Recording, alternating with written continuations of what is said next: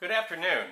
This is Joe Pryor with the virtualrealestateteam.com in Oklahoma City, part of Redbud Realty and Associates. And I've just done a couple of videos here in the last few days about, number one, why I love to do investment real estate, which is how I started almost 22 years ago selling investors.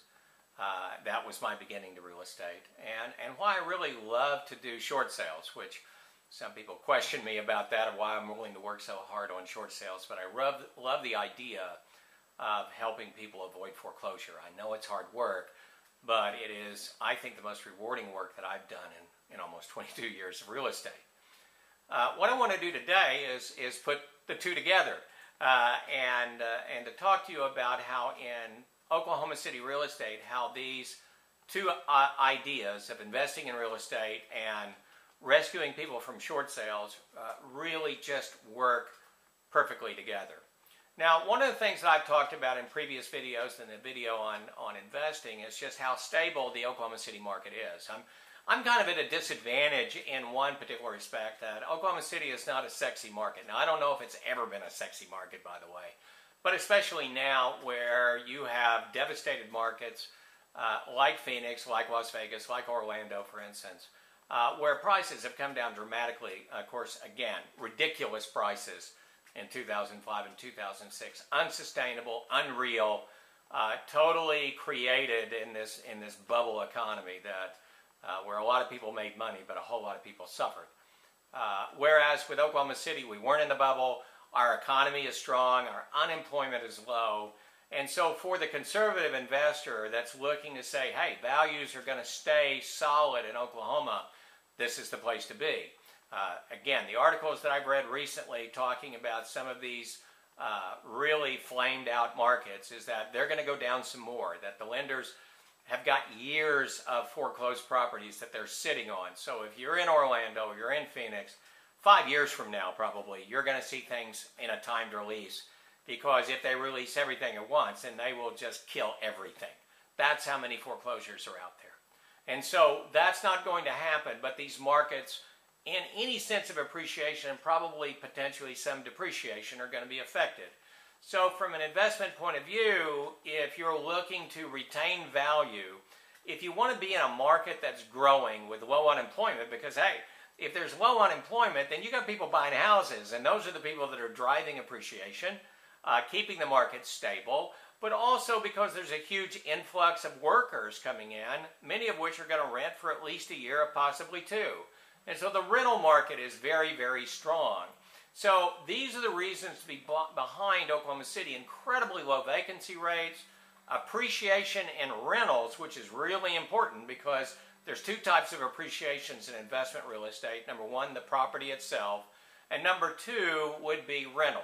And if we're going up 4 or 5% per year in rents, then your return on investment is even better. So it's a great place to invest in real estate, and that's one of the reasons that I'm still doing it actively as a specialty, literally almost full time. Now, a short sale on the other end is what we've talked about, of rescuing somebody from foreclosure. Now, the lender is asking us to get fair market value. They're wanting us to try to get as much as we possibly can for that house. Now, fair market value on a short sale is not the same thing if you're sitting on equity. So if you're a normal, non-distressed seller, then you're a different kind of comparable approach, especially if it's a conventional loan on a short sale, because normally when we sell short sales, that's typically a good 25% lower than what that non-distressed fair market value would be. And so if we're taking a $200,000 house and we're taking off 25%, then you can kind of see what kind of equity that you're sitting on. And so the reason why I like to combine the two is that I can give you a stable market that is growing, that has not depreciated since 2005. As I said in a previous video, I have an investor who was mad at me because the $170,000 house that he bought in 2006 was only selling right now for $182,000. So, I mean, I think a lot of markets would kill for that. So I can give you that stability as an investment in Oklahoma, but I can also give you something below normal market value. And at the same time, you're not taking advantage of these people. I know sometimes I'll give investors going, am I really taking advantage of this person? I said, no. I said, you're allowing them to escape a bad fate, something that keep them out of a house purchased for 5 to 7 years, something that has an even bigger effect on their credit report, something that can even keep them from getting a car loan. You're really doing a wonderful rescue here. You're giving them hope for the future.